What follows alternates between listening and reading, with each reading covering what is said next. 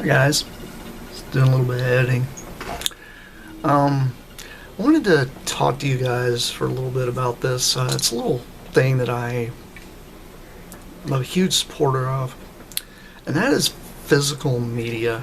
I don't know if you guys have really looked into physical media much, but it's very important, especially for the collection community and people that really want to resonate with things that are not of the computer digital world. I mean, your phones, getting away from this stuff, you know. It's a very important thing to do with your lifestyle.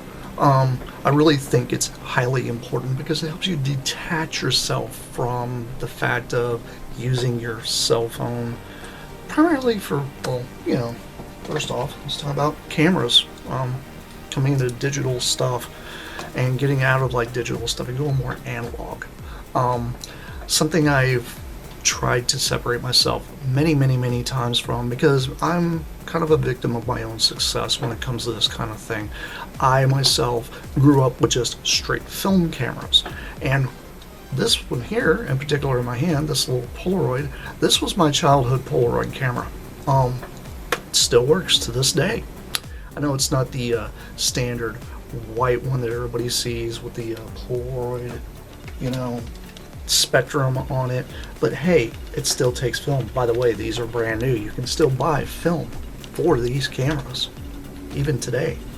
And what's cool is the fact that when you take a photo, it's instant. It comes right out of here, and you have it, and it's in your possession until something happens to it.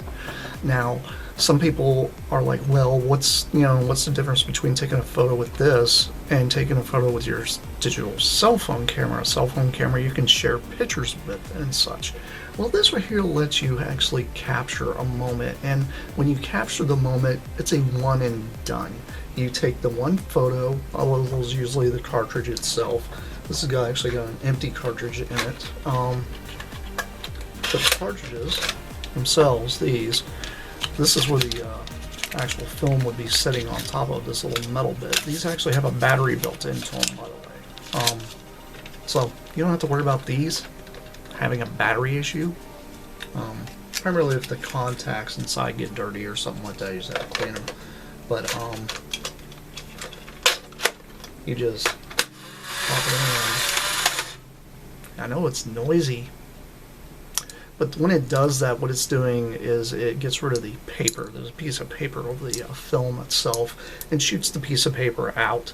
And then it doesn't shoot it out. It just gradually comes out, and then you'll take that piece, set it aside for a day or whatever, and then you've got these hold up to 8 photos at a time. And what's cool is you take the photo, it's a one and done, so you don't know what you have until it actually comes out. You don't get to actually see the real photo before. Now I know you're seeing, okay, well, there's a lens there, and then this is a viewfinder, and then you've got a flash. Well, yeah, this is all built in. You have a way to adjust how much the emulsion on the film itself can take in, but the darker, the lighter, the lighter. Basically, this is kind of as common sense as it gets. And when it comes to viewfinder, this right here is just kind of showing you about what you're going to get in the photo, because it's kind of offset from the actual lens. So whenever you're taking the photo, kind of you want to line it up 100% perfect, and then take the photo. And that's what's kind of cool about these type of cameras. These right here will actually capture the actual moment. Now, if you're into wanting to get away from using your cell phone, this is probably the easiest thing to get on the market. So that way you're not stuck with the whole digital world. Analog is very important. It's extremely important, because this right here, you can take this with you, take some photos, and then have them to put in a photo album. You don't have to take the film and get it processed. You don't have to take the film and get it digitized. If you've got a scanner at home, you can take those Polaroids, put those Polaroids in your scanner, scan them, and then bam, they're on your computer. But this is the easiest way of actually trying to stick with analog technology. I grew up with this kind of technology, and this technology is absolutely amazing. It's fun, and it's one of those cool things. You don't have to worry about sending off film. I know some people may get into the like your other style cameras where you actually have to load the film and then, you know, crank it just to snap a photo, and then you snap however many photos the thing has. Roughly it's close to maybe about 18 photos in one little film reel, and then when you send it off, it will you don't know what you're going to get until you get them back. It's kind of like a Christmas present in a way. So in some ways, it's kind of a cool, exciting thing to do too, in an analog way. So you're separating yourself from all your digital stuff. Another way I tend to separate myself from the whole digital world, because streaming, I'm not a big fan of streaming. Never really have been. I don't like having an algorithm tell me what music I'm going to listen to, what movie I'm going to watch, what TV show I want to see. YouTube does enough of it for me, and I don't really dive into, like, we have Netflix, but we don't use it that much, and I'm not big into the Netflix stuff, never really have been. It's cool that you can find a show, watch it right then, watch the whole series, whatever, but what happens whenever you actually want to own that film? On Netflix right now, you really can't. There's no physical anything for most of these shows until something's popular enough for them to want to make a DVD. And some of those people out there that don't know what a DVD is, that is a physical piece of media like this, which this happens to be something you can't find anywhere that I have in my hand. This is actually a bootleg, but this is that dubbed version, which I'll get into a little more in-depth thing, but it's a dubbed version of the Transformers. This is the Headmasters one. I have all of them. But what happens is you pop it open, and you got your discs on the inside. And these discs go inside a machine called a DVD player. But you pop it open, and there you go. It's all nice and shiny on one side, and it's got the this has got that fake, like, bootleg feel. These are amazing. I'm going to be talking about these shortly here soon. But yeah, it's really cool stuff. If you have physical media, you can watch that anytime you want. You don't have to deal with ads. You don't have to deal with somebody's silly advertisement. You don't have to deal with any of that stuff. You don't have to deal with internet dropouts. All you have to deal with is if you lose power. And if you have a generator or something like that, you're not going to have that issue. Another cool thing about some kind of physical media is CDs. CDs are extremely important. I am a huge, huge fan of CDs. I like having my physical music. I mean, doesn't matter, you know, you may be into Madonna like me. You could be into Daft Punk like me, you know. And I'm not one of those kind of guys that's going to sit there and say, oh, well, somebody else is better than whatever, you know. You know, they put them on a disc, and you can listen to them anytime, and you get the album art. And the album art, sometimes they have the lyrics in here sometimes for the songs themselves. It's very cool stuff.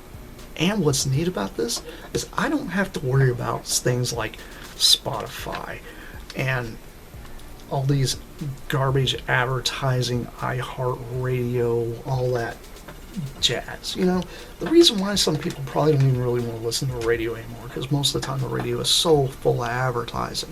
It's almost 15 minutes of advertising, and then all of a sudden you get 10 minutes of songs and it goes back into it again. It's the same thing with television nowadays. Television's gotten horrible about advertising. It's bad. It's to the point now that you'll see the same commercial 3 times in a row. I counted it one time. 3 times in a row, the same commercial in between the commercial break. Ridiculous. It's all automated. It's not what it used to be. None of it is. But this is a cool way to be able to separate yourself from that. Another thing, cassettes. Cassettes are great. I love cassettes. I grew up with the cassette. I grew up with 8-tracks as well, which I happen to have some of those. I didn't drag any of those out for this video. I do have a ton of those as well. But when it comes to this kind of media, you can do what you want with it because it's yours. You had it in hand. And what's neat about having blank cassettes is you can create your own mixtape. Same thing with CDs. You can take a stack of CDs, which you're probably gonna have a lot of heck trying to find these, but blank CDs, perfect thing in the world. Let me tell you, can't have enough of these. And what's awesome about them is the fact that you can put any kind of media you want on these. That's what's cool about CDs and actually having a computer. Because if you have a computer with a burner, you can put movies on it, put music, you can put whatever. DVD-ROMs is what you primarily want for movies if you're going to just put something on there like a straight copy of the movie in order to watch it properly. But these are good for saving just even data, even your pictures you take off your cell phone that's put into the cloud. What happens to that stuff if you can't get access to that cloud? Think about that. A lot of guys out there really don't think about this kind of stuff. And I'm not being Mr. Doomsdayer here, believe me. That's not what I'm trying to get into. What I'm trying to tell you guys is this is a way to separate yourself from the insane realm of digital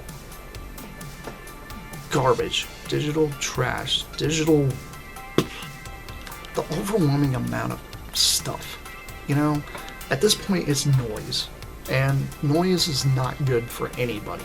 It's even that way with video games nowadays. Like people that play games on their phone, most of the time they don't want to pay for them. So what they have to do, they have to sit through like 3 ads of of some silly whatever that they're not even interested in or care about. And then they turn back around and play the game again that they want to play. And they only get to play maybe like 10 seconds before they get another minute and a half of ads.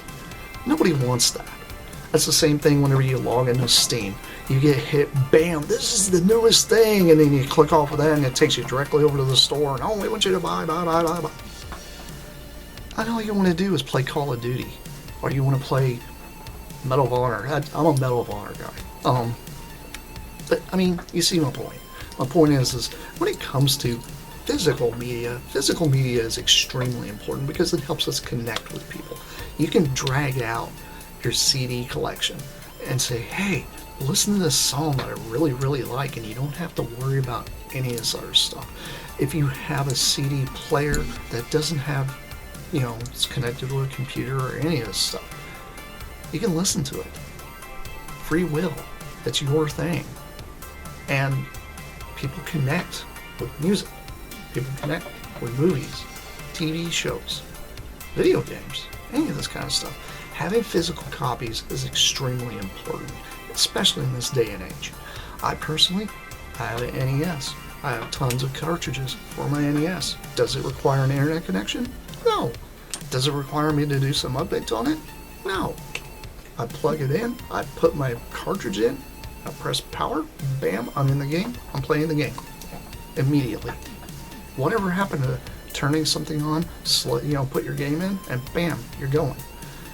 It's ridiculous nowadays. There's too much advertising. There's too many, I gotta update this and update that. So that's why I don't really even get into newer game consoles. Yeah, I deal with enough of it with computers, and I have ever since, I got into computers. And I got into computers in the 80s. It's one of those things. I always knew there would be patches, there'd be updates for software, this, that, and the other.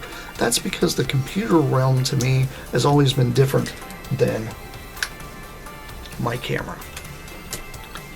I've had this thing forever. Have I ever had to plug into a USB to update it? No. Do I connect this to the Wi-Fi? No. You know what I do? I go out and buy new film and I put it in the camera. That's all I have to do. Yes, film may be expensive, but film is actually extremely good because it lets you capture a moment that you're going to have forever, or until something ends up happening to that photo. And the thing is you can actually easily scan the stuff and then have copies of it and make copies of it. Is it the original copy? No. But at least you have capability to be able to have control of what you're trying to do. And that to me is more of an artistic thing for me. Now I know some people out there are like, oh well, my grandma had one of those, or my dad used to use one of those all the time, or all this kind of stuff. This stuff is extremely important because separating yourself from the noise of advertising consistently, separating yourself from social media telling you you have to do something a certain way. No. Who wants that? I myself, yeah, I have an iPhone. I use it for my social media stuff most of the time, that and browse eBay. I don't really get on there for Instagram or TikTok or any of that stuff. I post stuff on Facebook, it goes to whatever I have it connected to, and that's it. Same thing with my YouTube. I drop my YouTube videos, I drop those on my Facebook, and that's it. That's probably why my channel's not huge, but you know, the thing is, I've learned throughout the years that sometimes eliminating and sometimes getting rid of a lot of noise is going to give you a lot more freedom. On top of that, it's also going to help you mentally. It's going to help your mental state. It's going to help you grasp the real world that is around you and be able to enjoy what you actually enjoy. Listening to that CD, listen to that vinyl if you decide to get into records, listening to cassettes. Some people are like, oh well, vinyl's better than this and this, that, and the other about sound quality. Sound quality boils down to whether you want to spend the money on stereo equipment. Stereo equipment is something that some people don't understand, I'd say more or less in the younger generation. You have a receiver, you have a CD player built in the receiver, external speakers, everybody thinks it's too much. Yeah, it's inconvenient, but the sound quality is so much better. You're missing out on a lot of different things when you're like, oh, I got these earbuds that cost me $200 and they sound amazing. Guys, I've got a set of earphones here from the 1970s that I use all the time, these Pioneer. These probably have better noise canceling than any of the technology you guys have. You know what the noise canceling is caused by? Padding. That's it.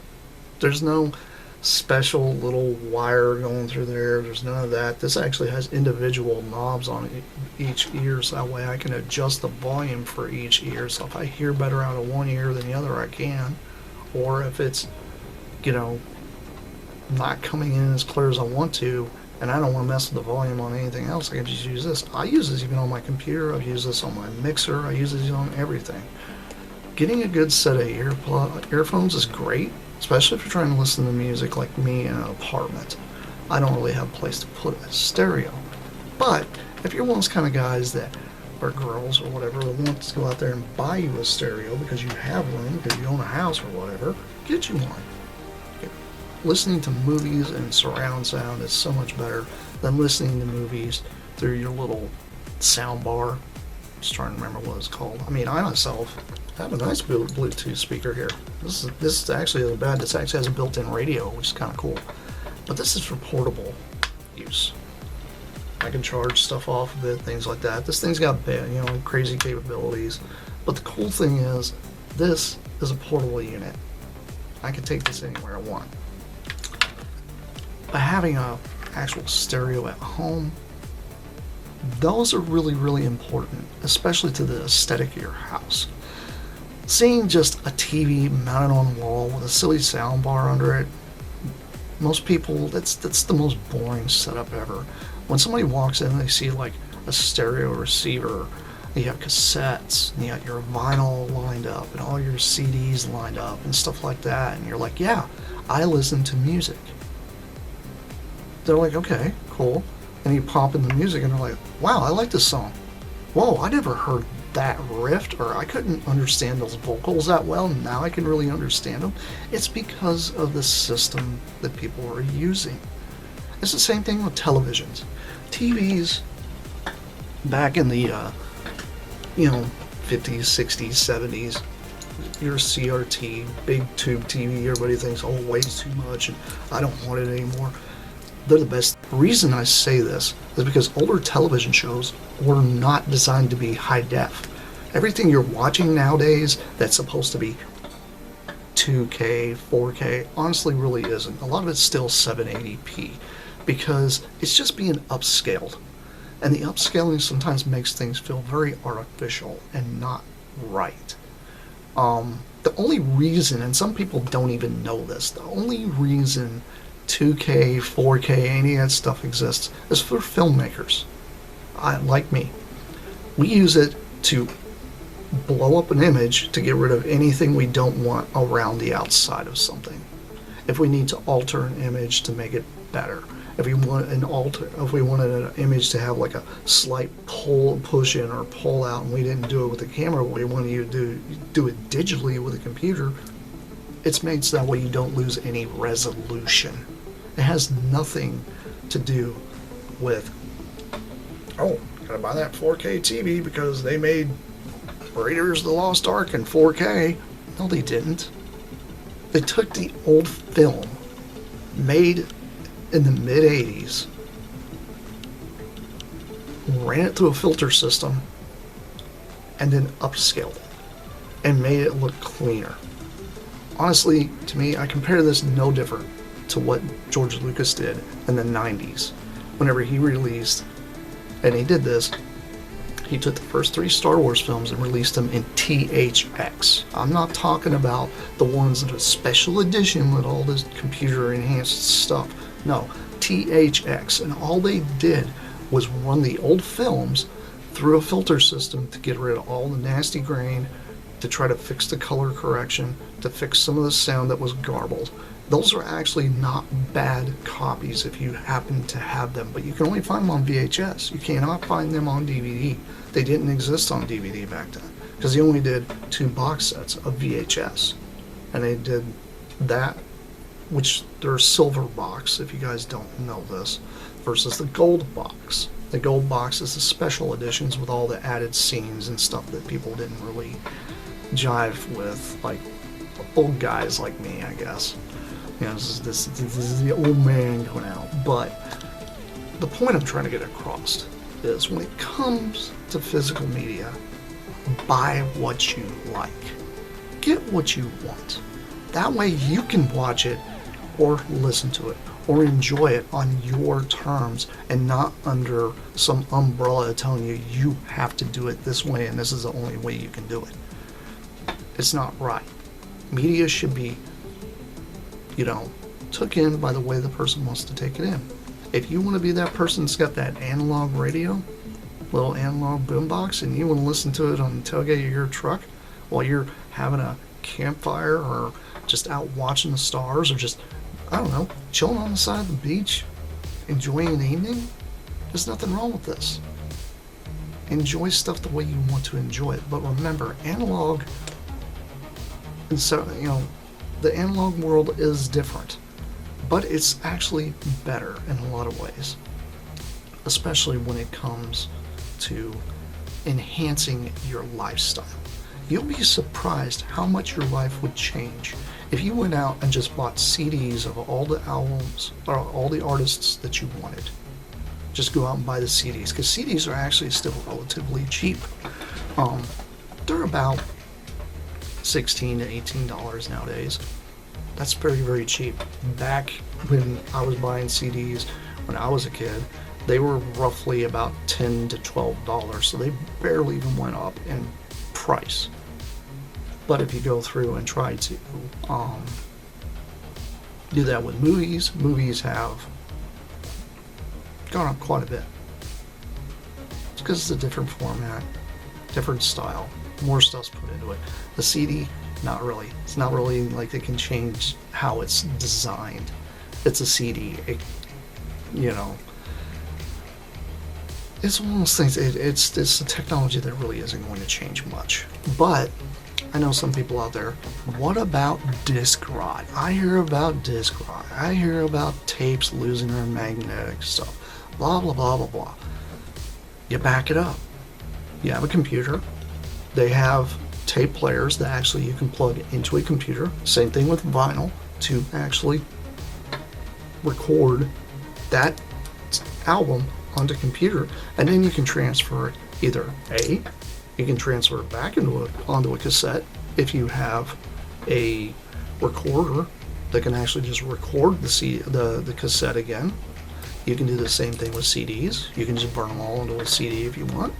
And there's actually out there a newer thing that's become a little more available to the public, and a way to be able to just carve your own vinyl, which is cool.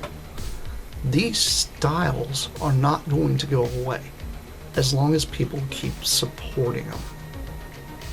I know people are like, oh, well, burnable discs are expensive nowadays. Go to thrift stores. I go to thrift stores all the time, and I always run across at least one or two stacks of DVDs, or burnable DVDs, or burnable CDs. Relatively cheap. The other day I just went to Savers and I picked up 2 things of burnable, just CDs, not DVD. I paid about $8. You go to the store now and they want about $20 for about the amount that I got. So you can get them for about half the cost. Yeah, it's a thrift shop. Thrift shops are a gold mine for some of this stuff, especially when it comes to equipment. If you're trying to get hold of cassette players, if you're trying to get hold of DVD players, if you're trying to get hold of VHS players, even old analog television, you can still find them in thrift shops and Facebook Marketplace. I see a lot of people just, hey, I got an old TV I don't want anymore, somebody come get it. Even if they're trying to get rid of a big screen TV, and when I'm talking about big screen TV, I'm talking about one of those big thick ones that, maybe about anywhere between a 46 to 60-inch television. It's just a big thick thing that stands up against the wall. Well, they had units back in the day that would go around it that were called home theater centers, and the home theater center would just go around it, so that way you can put all your equipment next to it. And basically, yeah, it took up a wall, but what else are you going to put on that wall? Or maybe a couple pictures, You put that stuff up there, you got a way to store all your equipment and all your stuff and just enjoy it. It's all right there in one area, and when people walk in, they're like, wow, you're serious about watching your movies. You're serious about listening to your music. Not like, hey, dude, listen to this song I got, and you bring your friends over, and I'm going to listen to it through a silly Bluetooth speaker you picked up at Walmart for roughly $30-40. It doesn't sound that great. But when you pop that same CD or song, because you're not listening it through digital, because a lot of people don't understand streaming digital is different than just digital. Like, yeah, analog, you got digital, then you got streaming digital. There's a huge difference because there's a lot of lossless sound that happens in there. Yes, analog is the peak, whatever. I'm not going to get into some big debate on which one's better, because if you guys know what a waveform is, this is analog, it's a wave. Digital, it's a step. Streaming digital, it's steps, like steps. You're going to lose a lot in between because they're trying to pipe whatever you have through your internet service, through whatever program you're using, whether it's Spotify, YouTube Music.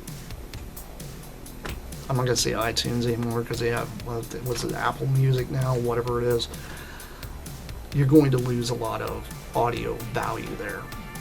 Yes, CDs do sound better than cassettes, because you don't have that hiss sometimes, but cassettes also have their charm because they are a cassette.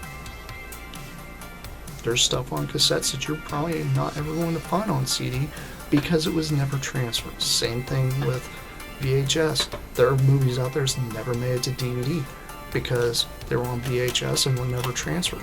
And we also are running into the issue nowadays that there's a lot of stuff that's been streamed that will never make it to DVD because it's not popular enough for them to say, hey, this needs to become a box set for somebody to buy somewhere.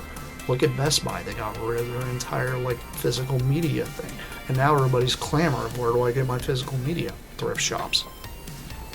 People want to know why pirating is such a big thing nowadays. Well, they're kind of a victim of their own success if you think about it. because they're creating this whole umbrella of, oh, you have to get it this way or it goes away forever. I hate using the word FOMO, but that term, but fear of missing out is real for some people. I myself, I have archived and collected so much stuff on my computers throughout the years that I'm at a point now that I'm going to start transferring a lot of that over to disk formats. That way I have these just in case something happens to my hard drives. And that's something I've always done. It's just been a while since I've done it, but I actually have a whole folder thing that's full of disks. Now some people like worried about disk rot happening. That stuff only really happens if you have things in a really, really, really bad environment. Now I do know there's a few things out there. I think it was Warner Brothers or something like that put out their movies, and they were put on very, very, I would say, very low quality DVD discs. So yes, those tend to go bad, but most of the time you can find those movies, and sometimes they'll really go bad because they're brand new, it's never been opened, and it still goes bad. That does happen to DVDs quite often. Music, I haven't heard that much happen to when it comes to CDs. Now, I've had some CDs in the past go bad, but mainly it's because of temperature. If I keep them in my car, because your vehicle's always going to bounce up and down on temperature. And not everybody nowadays has a CD player in their car. Why don't they have a CD player in their car? Because everything is this silly digital touchscreen. You gotta There's ways of getting around that. I mean, you don't have to have this fancy thing. I guarantee you there's a way to be able to install some type of analog manual, throw a disc in, play a CD kind of thing. Because I know some of these cars, most of the system is built in, like the computer system's all built into the stereo that's in the car, because that was happening in the early 2000s. Because when I used to work at an electronics store, they had a lot of cars that came in where you actually had to take your real radio when you took it out and mount it somewhere else in the vehicle for it to not cause everything to go haywire, and then still be able to hook up a stereo in there if you wanted to. There are ways of getting around it. You just have to do the research. Find somebody that knows how to do this for you if it's something you really want to do in your vehicle. Me, not so much. I mean, I've got an older vehicle. I was able to put in stereo and do all this stuff myself. But not everybody has that capability. I understand that. But if you're really wanting to get into like analog stuff, get into the stuff that's getting you separated away from the world of all the hoo-ha and the insanity of ads, you have to buy it now, there's no other way of getting it, blah, blah, blah, blah, blah, blah, blah. Start archiving your own stuff. Build your own thing. I know some people are like, well, I don't want to have a whole lot of things. Well, CDs are relatively small. Cassettes are small. Pictures. You can put them all on an album and you got a book of all your stuff. You don't have to have billions of these things. Just do it for the times that you really want it to mean most to you. That's just all there is to it when it comes to this type of thing. And that's something I've learned throughout the years. I myself, even though I build videos for YouTube, I also put those onto discs. So that way if something ever happened to YouTube, I'll still have all my video footage and stuff like that I've created throughout the years. Some people don't do that. I have moved over to using digital cameras, and I did this, when I started going to college. Before that, it was VHS cameras. I grew up with a VHS camera. That's what I grew up with. That and Polaroid cameras, and snap, click, zip, zip, zip cameras, the little, I like to call them the chocolate bar because they're about that big. But, yeah, it's just one of those things, like, I've learned throughout life that I do have to adapt. But that doesn't mean I have to change everything that I'm doing. That doesn't mean I have to change the music I listen to. That doesn't mean I have to accept the fact that that music's never going to exist again. Because the other day I was literally putting together a disc and I was like, holy cow, I've got music on here I completely forgot that I even had. Because I've archived it for so long. this is what happens, when you rip a bunch of discs. And me, I moved so many times that I lost my CDs and stuff like that. But I made copies of a lot of this stuff onto my computer, so that way I actually wouldn't ever completely lose it. And I put it on external drives, that way I've got it in case something ever happens. And I'll put it on a disc, so that way I can listen to it anytime I feel like on a disc. There's just a lot of really cool things you can do with this type of technology. So, like I said, remember, this stuff is out there to help you guys connect with each other. When I pick up this right here, and I start talking about this, a lot of people out there are going to be like, holy cow, I remember how garbage that was, and this, that, and the other. These aren't garbage to me. You know what these are? These are gold. Why is it gold? Because it's hard to find. And it's one of those things that I actually love. I love having weird, obscure things that, it's just for me. It's not even for the world. I just want to share it with you guys because, it's out there. But anyway, it's been Plasticon. This is me rambling about some very old cool stuff. And I hope you guys got some really good information out of this. And let me know down below. Tell me, comment, all this stuff. What's your favorite CD? What did you get into? What was your first album? What was your first VHS? What was your first DVD? What was your first cartridge game? What was your first video game you bought? Let me know. I'll end up probably doing a follow-up to this, so that way you guys can, hey, you guys told me this. I can tell you some stuff back, and we can communicate a little bit about the cool stuff we all get into that, yeah, I get into my plastic robots, but guess what? Not everything is just a puzzle I put in my hands. Sometimes it's in my ears, sometimes it's something I see. I'll see you guys around. There's plenty more coming your way. That's it for now. Bye!